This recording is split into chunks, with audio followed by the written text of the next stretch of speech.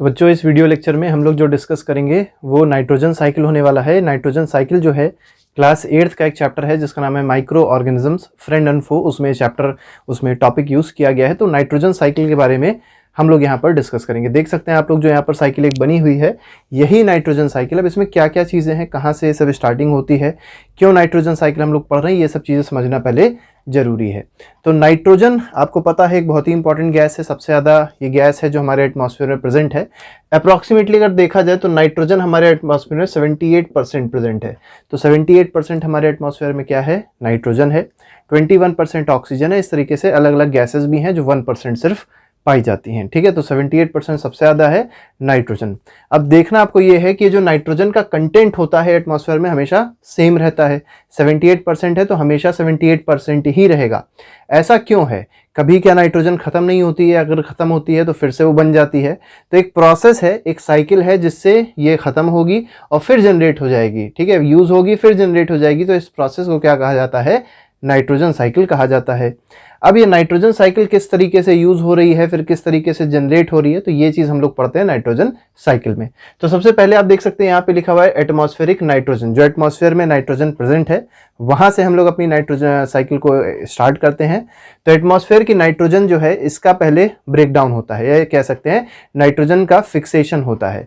दो चीजें nitrogen fixing करती हैं। पहला जो लाइटनिंग है, लाइटनिंग मतलब जैसे आप लोग ने देखा हो जब बिजली कड़कती है, जब बिजली प्रोड्यूस होती है, बिजली का कड़कना क्या प्रोड्यूस करता है? नाइट्रोजन का फिक्सेशन करता है।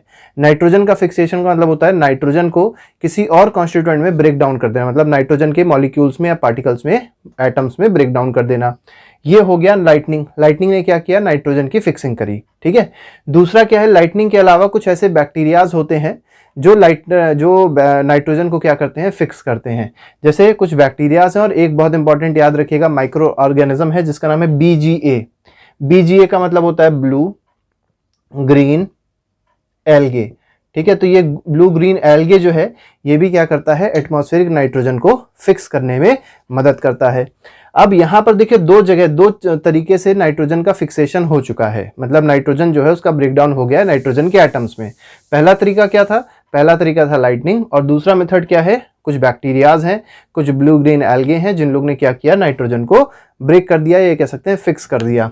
अब ये जो दोनों चीजें हैं कहां पहुंची? अब इनका फिर से फिक्सेशन हुआ, मतलब इनका कन्वर्जन हुआ। ये जो नाइट्रोजन के एटम्स थे अब वो मिलेंगे और वो कन्वर्ट हो जाएंगे नाइट्रोजीनियस कंपाउंड्स में। ठीक है, यहाँ पे देख सकते हैं आपको कुछ बैक्टीरियाज यहाँ पे ऐसे होते हैं जो क्या करेंगे? इस नाइट्रोजन को जो यहाँ से दोनों जगह से, मतलब लाइटनिंग से और नाइट्रोजन फिक्सिंग बैक्टीरिया वाले से जो नाइट्रोजन के कंपाउंड्स मिले थे, या कह सकते हैं नाइट्रोजन के एटम्स मिले थे, अब कुछ और बैक्टीरियाज हैं वो क्या कर रहे हैं? इस नाइट्रोजन को, मतलब यहाँ से मान लीजिए N मिला और यहाँ से मान लीजिए एक और N मिला, अब इस वाले नाइट्रोजन को फिर से नाइट्रोजन के कंपाउंड्स में कन्वर्ट करने का काम ये बैक्टीरियाज करेंगे। ठीक है, तो ये जो प्रोसेस पूरा चल रहा है this is called nitrogen fixation.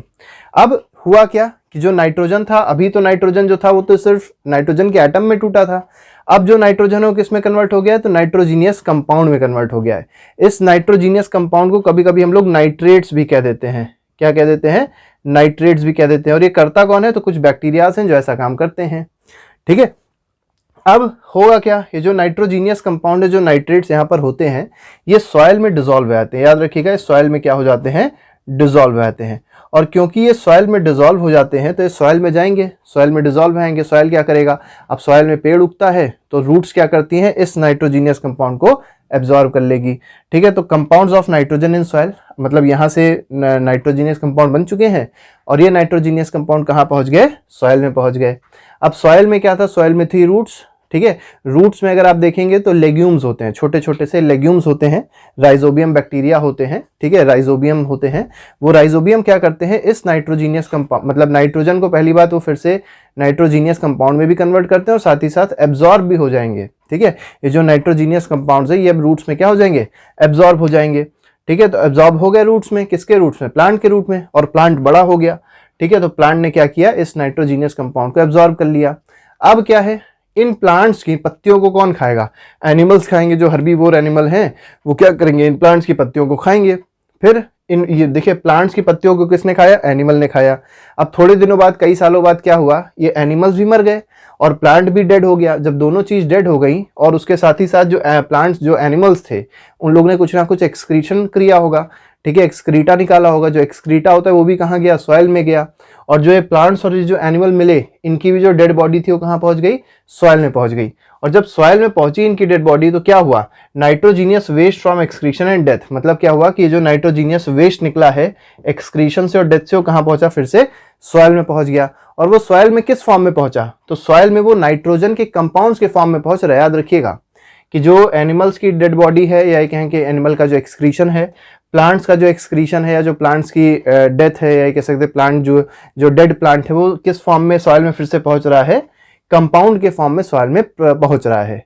अब क्या है, अब यहां पर जो प्रोसेस है, दिस इज कॉल्ड डीनाइट्रिफिकेशन, ठीक है, डीनाइट्रिफिकेशन। अब डीनाइट्रिफिकेशन क्या होता है कि ये जो कंपाउंड्स हैं नाइट्रोजन के, ये जो नाइट्रोजन के कंपाउंड्स हैं, अब ये कुछ ऐसे बैक्टीरियाज होते हैं जो इन कंपाउंड्स को, इन नाइट्रोजन के कंपाउंड्स को क्या करते हैं, फिर से नाइट्रोजन गैस में कन्वर्ट कर देते हैं। तो नाइट्रिफिकेशन क्या था, यहां पे आप लोगों ने देखा है पूरा प्रोसेस नाइट्रिफिकेशन का चल रहा था। नाइट्रिफिकेशन में क्या हो रहा था कि जो एटमॉस्फेरिक नाइट्रोजन गैस थी वो किस में कन्वर्ट हो रही थी, नाइट्रोजीनियस कंपाउंड या नाइट्रेट्स में कन्वर्ट हो रही थी। डीनाइट्रिफिकेशन क्या होता है कि जो नाइट्रोजीनियस कंपाउंड है उनको कुछ बैक्टीरिया क्या करते हैं, फिर से नाइट्रोजन गैस में कन्वर्ट कर देते हैं। ये सारा काम सिर्फ बैक्टीरिया करते हैं, याद रखिएगा। तो डीनाइट्रिफिकेशन प्रोसेस हुआ और किसके थ्रू हुआ, कुछ बैक्टीरियाज के थ्रू हुआ। और इससे हुआ क्या, ठीक है, इससे हुआ क्या डीनाइट्रिफिकेशन से, कि जो यहाँ पे नाइट्रोजीनियस कंपाउंड्स आ गए थे, अब इसको ये बैक्टीरिया क्या करेगा, नाइट्रोजन गैस में कन्वर्ट कर देगा। और वो नाइट्रोजन गैस कहाँ पहुंच जाएगी, फिर से एटमॉस्फेयर में पहुंच जाएगी। तो फिर से एटमॉस्फेरिक नाइट्रोजन क्या हो जाएगी, इंक्रीज हो जाएगी। तो यहाँ पे देखिए पहले डिक्रीज हो रही थी, फिर इसने क्या कर दिया, इंक्रीज कर दिया। तो ये जो साइकिल है ये लगातार इस तरीके से चलती रहती है। और जो नाइट्रोजन होता है, नाइट्रोजन का कंटेंट होता है, वो हमारे एटमॉस्फेयर में इक्वल बना रहता है, कॉन्स्टेंट बना रहता है। तो ये जो पूरा प्रोसेस था, this is called nitrogen cycle. I hope ये बात आप लोग को समझ में आ गई होगी, ठीक है। चलिए क्वेश्चन आपको देते हैं, आप लोग को बताना है, आप लोग कमेंट बॉक्स में लिख के बताएगा जो आपको क्वेश्चन देने जा रहे हैं। देखिए क्वेश्चन मैंने आपके सामने लिख दिया है। क्वेश्चन में कहा गया है symbiotic relationship takes place between. तो आपको कुछ ऑप्शंस दिए गए हैं, 4 ऑप्शन दिए गए हैं, आपको बताना है इसमें सिम्बायोटिक रिलेशनशिप किसमें किसमें होता है। तो सबसे पहली चीज तो आप ये समझ लीजिए, सिम्बायोटिक रिलेशनशिप होता क्या है।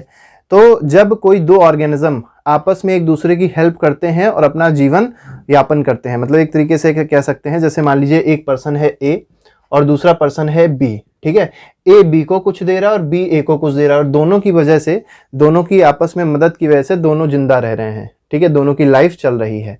तो इस प्रोसेस को क्या कहते हैं, इस रिलेशनशिप को कहते हैं सिम्बायोटिक रिलेशनशिप। आपको बताना है ऐसे कौन से माइक्रो ऑर्गेनिजम्स होते हैं जिसमें सिम्बायोटिक रिलेशनशिप होता है।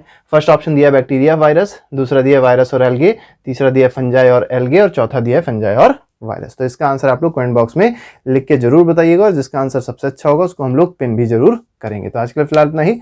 Thank you very much, goodbye, जय हिंद।